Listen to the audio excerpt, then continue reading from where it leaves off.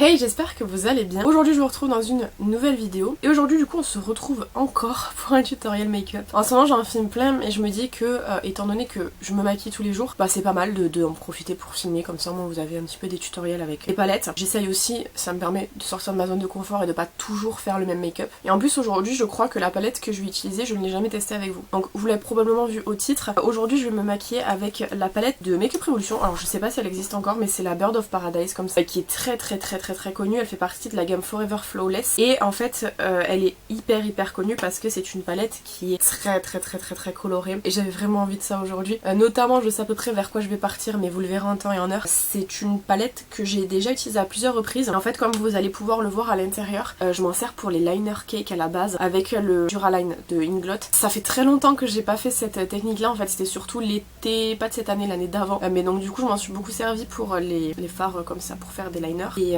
après en vraie palette je m'en suis servi quelques fois. Mais aujourd'hui on va faire un tuto avec, comme ça au moins vous pourrez voir un petit peu ce qu'on peut faire avec. Comme toujours je vais vous dire la même chose mais du coup je vais faire un make-up mais je reviendrai vous faire d'autres make-up avec cette palette je pense. Je vais attendre que le camion passe. Donc bah écoutez, j'espère que ce petit make-up vous plaira et je vous laisse avec la suite. Bon, je vous ai zoomé et j'espère vraiment que c'est droit. J'essaye de réajuster pas mal parce que comme vous savez mon trépied il est arrivé quand je l'avais acheté il y a très longtemps sans une pièce, il manque une pièce. Donc on l'a un petit peu pétassé avec du scotch et tout mais du coup ça tient pas très bien. Je pense à le changer. Bref, on va commencer du coup le make-up par les soins comme toujours. J'ai attaché mes cheveux aujourd'hui parce qu'ils sont gras, vous en foutez mais je vous le dis. Donc on a une grande surface sur le front pour travailler. En tout premier du coup je vais venir hydrater ma peau et je viens prendre comme toujours la crème Frudia Green Grape Pore Control Cream de la gamme au raisin de chez Frudia. Ça c'était Marine qui me l'avait offert. Je sais pas si c'était pour mon anniversaire je crois. Quoi qu'il en soit c'est Marine qui me l'a offert et je la rachèterai en grand format quand je l'aurai terminé parce que franchement elle est trop bien. J'aime trop et la texture et le fini et l'odeur franchement. Après est-ce que vraiment elle aide mes pores? Je pense que si en vrai vous êtes vraiment hyper assidu, genre vous mettez matin et soir, à mon avis oui. Moi je l'ai fait pendant quelques temps matin et soir mais après je l'ai gardé pour le matin parce que comme j'ai pas mal de crèmes ouvertes je voudrais terminer les autres quoi.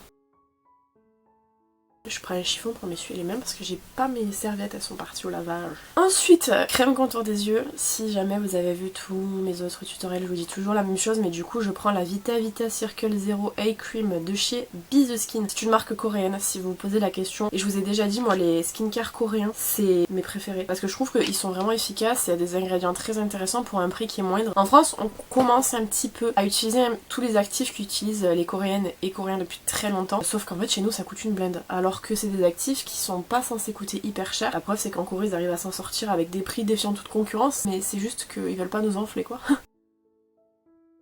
Voilà, c'est pas la crème contour des yeux la plus hydratante, hein. Honnêtement si vous avez des problèmes d'hydratation, mon eczéma me gratte, faut que je mette quelque chose dessus. Si vous avez des problèmes d'hydratation ça va pas être la meilleure crème que vous allez pouvoir avoir. Je pense que je vous ferai peut-être une vidéo sur les crèmes contour des yeux, ça pourrait être intéressant. Voilà, j'ai mis de la crème donc si vous voyez le pouce un peu blanc c'est normal. Ensuite avant d'attaquer le make-up, je vais venir utiliser de la gamme Sensitive Camomille de chez Yves Rocher, la crème verte correctrice pour peau sensible, qui est censée être en fait un petit peu le même produit que le produit Dr. Jart, encore une marque coréenne qui maîtrise très bien ces produits. Yves Rocher je suis pas très fan mais en gros c'est une crème qui est censée venir camoufler les rougeurs que vous allez avoir, donc moi j'en ai vraiment pas mal en ce moment. Ici et localisé ici. Je pourrais faire des soins adaptés, j'ai pas ce qu'il faut chez moi donc il faut que je me recommande une routine spéciale quoi. Ok.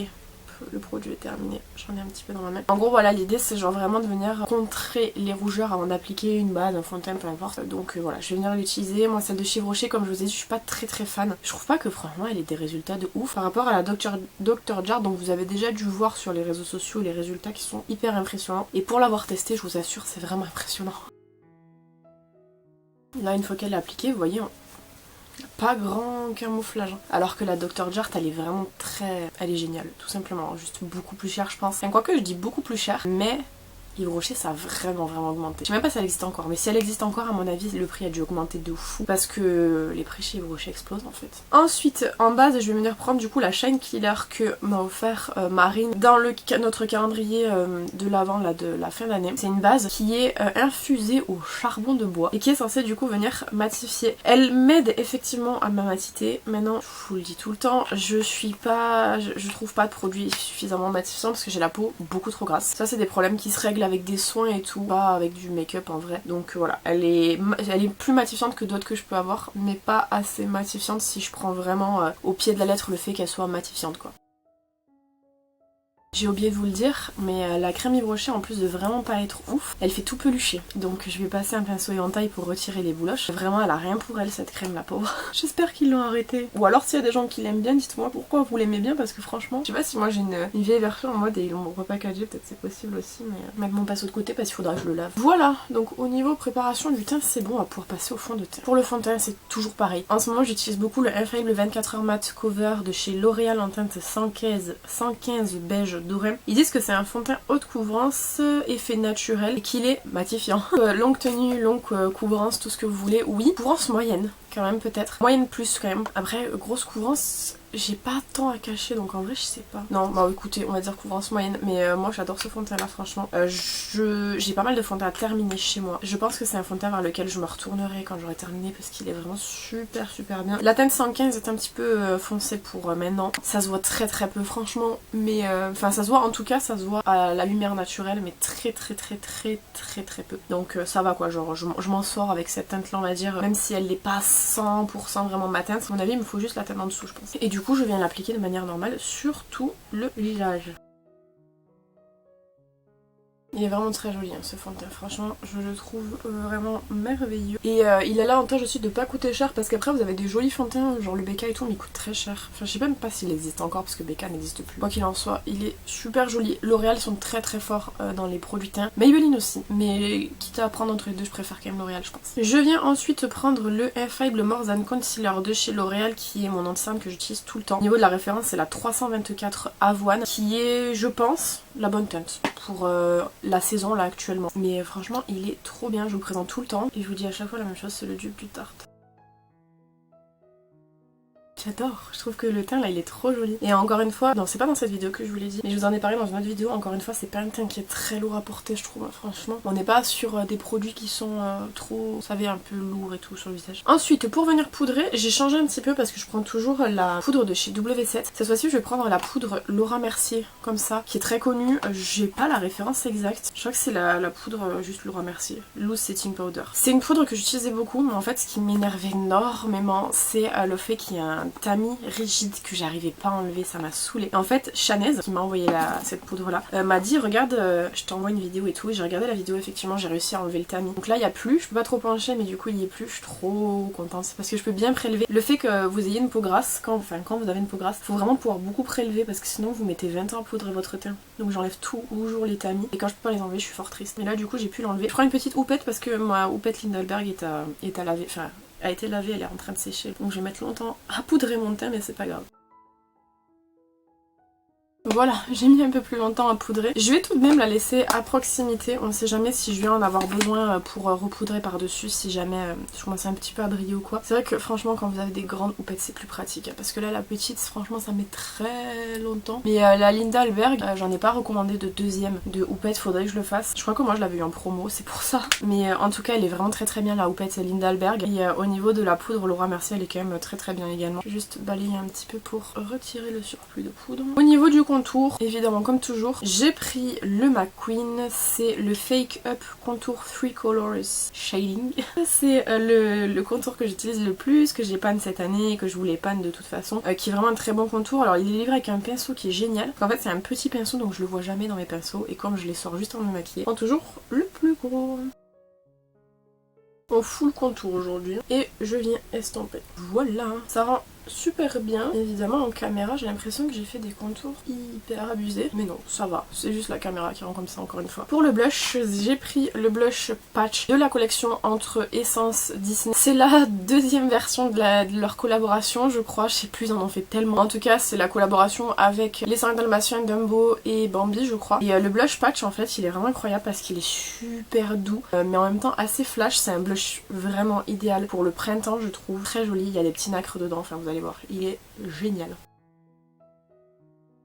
Bon, j'y suis allée un petit peu fort. J'avais oublié qu'il était si pigmenté. Sur le nez, j'y suis allée trop fort, mais je pense que je peux récupérer. Mais vous voyez quand même que c'est un vraiment très joli blush qui se travaille très bien, très pigmenté. Hein. J'avais oublié qu'il était si pigmenté. C'est pas ce que j'utilise le plus. Ce que j'utilise le plus, c'est le Dumbo, mais effectivement le Dumbo est tout aussi pigmenté. Mais ils sont vraiment très jolis. Et lui, il donne vraiment un coup de frais, je trouve. Là que j'ai picolé toute la nuit, mais au niveau de l'highlighter, j'ai pris un de chez Beauty Bay. C'est la référence Flash, c'est dans leur powder highlighter qu'ils ont sorti en version normale quoi, leur gamme d'highlighter classique. En fait c'est un blanc à reflet blanc. Vous allez voir quand je vais l'appliquer parce que là moi je le vois vraiment dans le pan blanc à reflet blanc donc... Voilà, c'est un blanc à reflet blanc, c'est vraiment ça, mais il est vraiment très joli. Et ces highlighters ils sont très puissants et pas très chers, donc si jamais vous voulez quelques highlighters, vous savez pas trop, prenez ceux-là, ils sont vraiment bien. Et pour finir le teint, petit coup de spray fixateur, j'ai pris le Matte Fresh Setting Spray de chez Shiglam. Comme je vous dis, il est vraiment très bien celui-ci, j'arrive quand même, vous voyez, je le vide quand même pas mal. Je le recommanderais, j'en ai quand même quelques-uns chez moi à terminer avant que j'aime pas trop. Mais celui-ci je pense que ça risque de devenir un de mes sprays, mais bon après il est pas assez matifiant évidemment. Rien ne dépassera le matte fixe de chez Make Up Obsession, mais il n'existe plus, donc il faut se faire à l'évidence à un moment donné. Voilà, nous allons donc pouvoir passer aux yeux. Voilà, je vous ai zoomé. Avant juste de passer aux sourcils, je vais venir appliquer un coup de Hot Shot Put Plumping Gloss de chez W7 qui sont les dupes des Fenty Beauty. Juste venir le laisser poser le temps que je fais le travail des yeux pour venir en fait plumper un petit peu les lèvres. Voilà, c'est la version gloss mais il existe aussi la version huile. Et en version huile, moi j'ai la version froide. Ma soeur a la version chaude mais moi j'ai la version froide pour les huiles. Honnêtement ça change rien si ce n'est la texture. Voilà, ça dépend ce que vous préférez. Gloss ça se tient plus et vous pouvez le laisser comme ça dans la journée. L'huile vous pouvez aussi mais ça tient beaucoup moins et en fait ça va avoir tendance à plutôt glisser si vous le gardez dans la journée alors que gloss c'est vraiment hyper figé. Et comme à chaque fois je trouve pas que ça pique énormément. Ça pique un petit peu donc si vous avez les lèvres sensibles et tout, laissez tomber mais ça pique pas non plus, enfin le Sephora pique genre vraiment beaucoup plus. Nous passons donc aux sourcils. Donc je vais d'abord venir les brosser pour enlever un petit peu le fond de teint qu'il y a dedans. Vous voyez déjà je commence un petit peu à briller sur le front. J'ai la peau beaucoup trop grasse. Faudrait que je refasse. J'avais une routine à un moment où j'avais vachement réussi à canaliser ça en fait, ma graisseur. Mon gras sur mon visage. Mais là je fais n'importe quoi avec mes skincare en même temps donc c'est pas étonnant. Mais bref, en tout cas. Et du coup par-dessus mes petits sourcils que je viens de faire, je vais venir appliquer le Brow Perfect Eyebrow Gel de chez Sienne en référence toujours 02. Et encore une fois, ce truc, je vous le dis à chaque fois, c'est une plombe, enfin ça ne se vide jamais. Donc c'est largement rentable, si vous les voyez à Lidl, prenez-les parce que ça dure vraiment une éternité et que personnellement je les trouve très bien. J'ai un petit poil rebelle, je sais pas si vous le voyez ici, mais il veut pas. Il est pas d'accord pour aller dans l'autre sens, donc on va s'en occuper, écoutez, c'est celui-ci.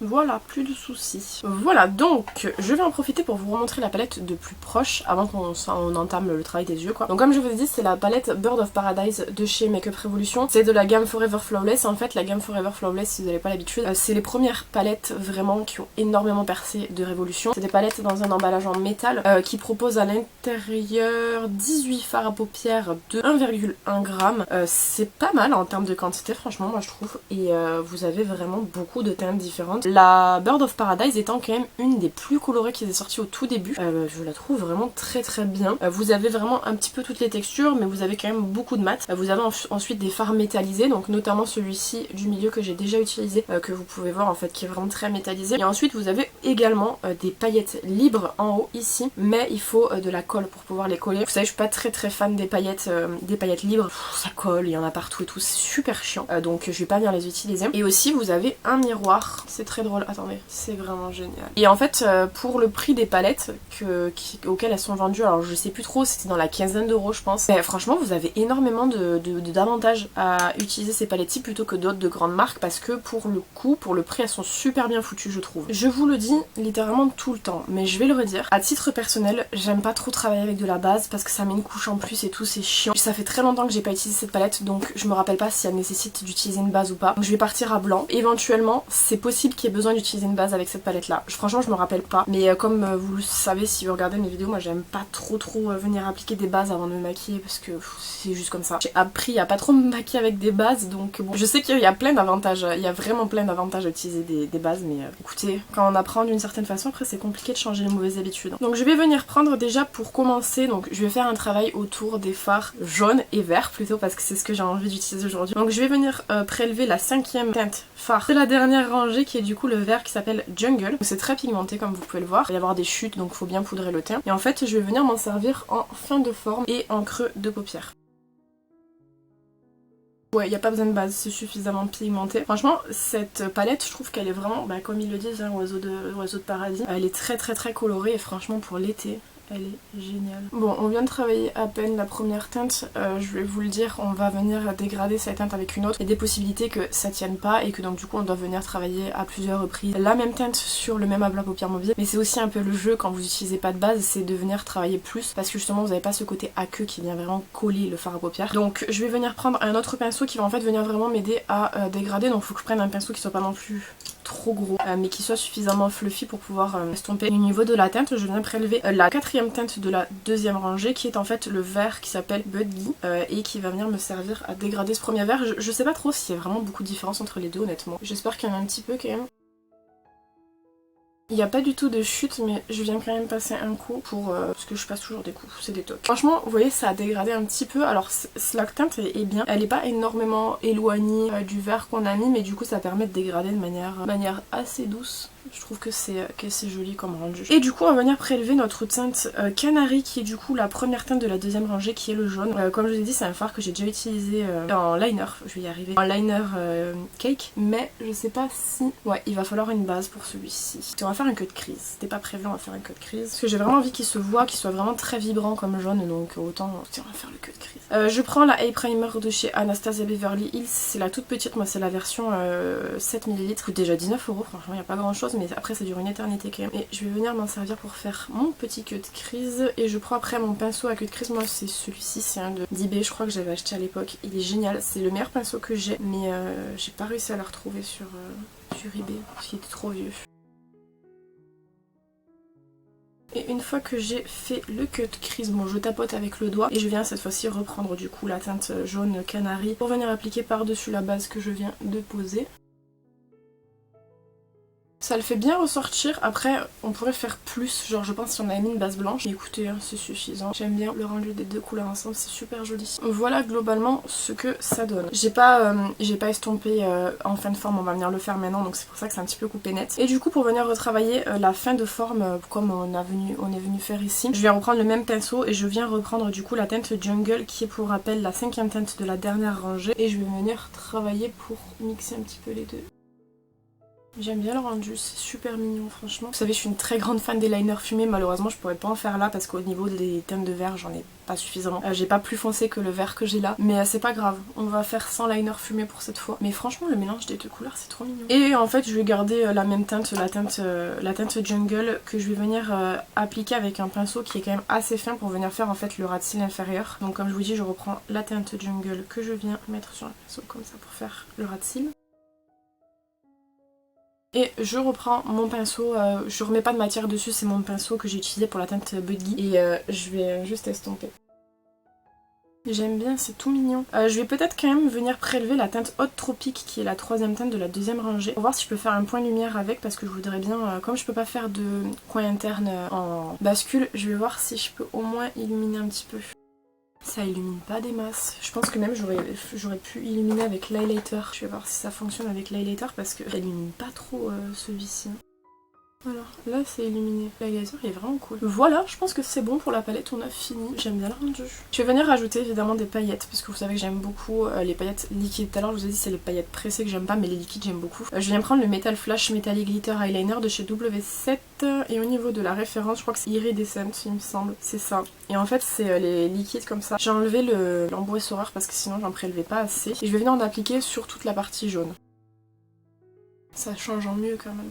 Je sais pas ce que vous en pensez. J'adore ces paillettes. Elles existent plus je crois. En tout cas elles ont été retirées du site Makey Beauty. Si je les retrouve je les rachète parce qu'elles sont trop bien. Au niveau du crayon franchement je sais pas trop. J'avais pris ces deux là. Je sais pas lequel irait le mieux en vrai. On va mettre le jaune. Voilà, on change finalement. C'est la référence Honey Darling de chez Max More. C'est les kits de crayons dont je vous parle très souvent. Qui sont disponibles chez Action, qui sont pas chers et qui sont vraiment très cool. Ensuite je vais venir recourber mes cils et en termes de mascara je vais venir utiliser le Kush Mascara de chez Milk comme toujours. C'est toujours la petite version que j'ai, moi je trouve qu'elle dure très longtemps et il est vraiment pas mal ce mascara, c'est le seul que j'ai qui fournit vraiment beaucoup de volume actuellement parce qu'après les autres que j'ai pas trop volume, donc celui que je vais venir utiliser. voilà. J'ai volontairement pas trop mis de mascara en bas, j'en ai même pas mis du tout mis. Là il a juste un petit peu ce duo se transfère en bas. Parce que j'aime bien en fait cet effet là où on a rien en bas. Genre juste le crayon qui souligne. Je trouve que c'est plus joli, c'est plus mignon. Je viens retirer le plumper comme toujours. Je sais pas s'il fait quelque chose ce truc. À chaque fois je dis il faut que je regarde en vidéo et j'oublie. En crayon contour des lèvres je viens appliquer le Max More Rusty Rose 327 comme toujours. C'est mon crayon contour des lèvres préféré. C'est celui que je vous ai présenté là dans mes produits terminés de l'année 2023. Du coup il est vraiment super bien. J'ai colorié un tout petit peu l'intérieur. Là par contre quand j'ai retiré le plumper je me suis un petit peu enlevé de fond de teint. Du coup on dirait que j'ai grave mal over là. J'ai colorié comme je vous disais un tout petit peu l'intérieur. Et je viens appliquer par dessus en termes de rouge à lèvres de chez Anastasia Beverly Hills qui fait partie de la gamme Matte Lipstick. Et c'est la teinte Kiss qui est une teinte qui est très connue chez eux et que j'aime vraiment beaucoup. Je trouve la teinte vraiment très cool. Ça fait très longtemps que je l'avais pas porté celui-là mais il est vraiment toujours aussi bien. Voilà donc le rendu final du maquillage aujourd'hui qu'on a pu réaliser ensemble avec la palette Bird of Paradise de chez Makeup Revolution. Je vais pas revenir de ouf sur la palette parce qu'en fait c'est ce que vous avez vu encore une fois tout au long de la vidéo. Mais globalement je vous conseille si jamais vous avez un petit budget et que vous voulez vous orienter vers des palettes un petit peu à thème avec des couleurs sympas et tout. Les Forever Flawless de chez Revolution sont vraiment très cool. Comme je vous dis je sais pas si elles sont encore toutes disponibles parce que moi ça fait très longtemps que je l'avais acheté. Je l'avais acheté sur Primor, enfin chez Primor en tout cas je crois, parce que c'est vrai qu'on en entendait énormément parler de cette palette là et je suis vraiment pas déçue, je trouve que c'est trop joli et d'autant avec les paillettes W7 franchement si jamais vous avez l'occasion de trouver même en seconde main ou quoi, prenez-les parce que cette teinte là elles sont trop jolies et j'aime trop le make-up qu'on a fait aujourd'hui. Ça correspondait parfaitement à ce que je voulais faire en fait, je voulais vraiment un maquillage vert et tout, un vert et jaune. Là ce qui prédomine c'est le vert évidemment mais le jaune il est quand même super joli et comme je vous dis avec les paillettes ça rend trop bien. Voilà bah écoutez j'espère que ce petit tuto vous aura plu, comme ça moi je peux vous présenter un petit peu toutes les palettes comme je vous disais, le fait de vous prendre avec moi quand je me maquille et tout, bah ça me permet de vous présenter un petit peu plus de palettes qu'au final. N'hésitez pas à me dire ce que vous avez pensé de ce make-up là dans les commentaires et si jamais vous avez testé cette petite palette là, qu'est-ce que vous en avez pensé ou même de la gamme Forever Flawless en globalité quoi. Moi j'ai que celle-là donc j'avoue que j'ai pas trop d'avis à part sur cette palette-ci. Quant à moi je vous retrouve bientôt dans une prochaine vidéo. En attendant prenez soin de vous.